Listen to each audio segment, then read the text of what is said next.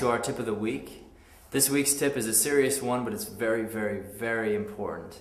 We're talking about how to avoid an acting scam. And it's really important to me that you understand this because I have students and parents walk into our studio all the time. I have somebody almost every week who has run into one of those acting scams that are out there, and our company hates those scams because people come into our studio already bitter and then they find us and they're like, wow, I didn't know that acting was like this and that there's actually a possibility. So let me help you understand how these scams work, and then if you understand how they work, it might help you understand how you may be able to avoid them and do your own research so you can figure out how to avoid them. So, first of all, usually an acting scam is going to start with somebody promising you the stars.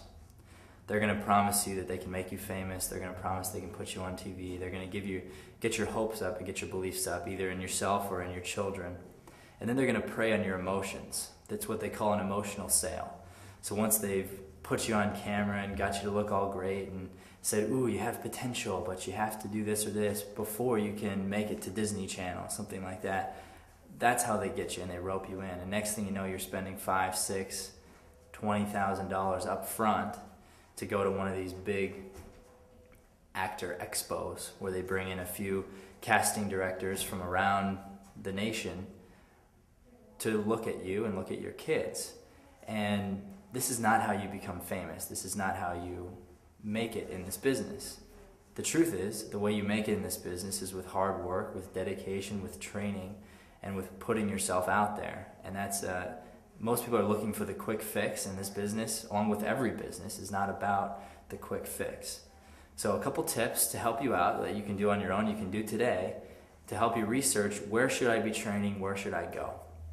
First of all, look for the name SAG, S-A-G. This stands for the Screen Actors Guild.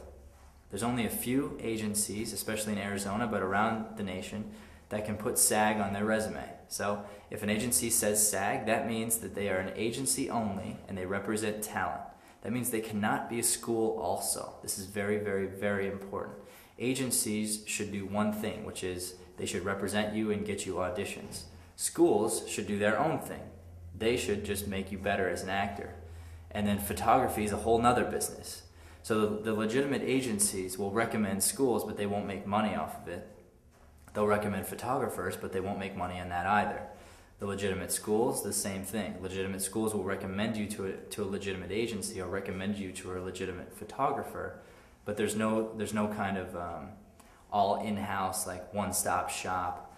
These types of things are what you're going to want to avoid. So first of all, look for SAG agencies, and when you're looking for a school, look for who does the SAG agent recommend. For instance, our school here in Arizona, we're recommended by all 5 SAG agents, but they don't make money off of us. They just know that we turn out great actors, so they recommend their people to us, or they recommend new people in the business to come to our school. So I know this is a very serious topic this week, but hopefully it helps you out there and helps you save some money, and I hope your career goes well, and we wish you the best.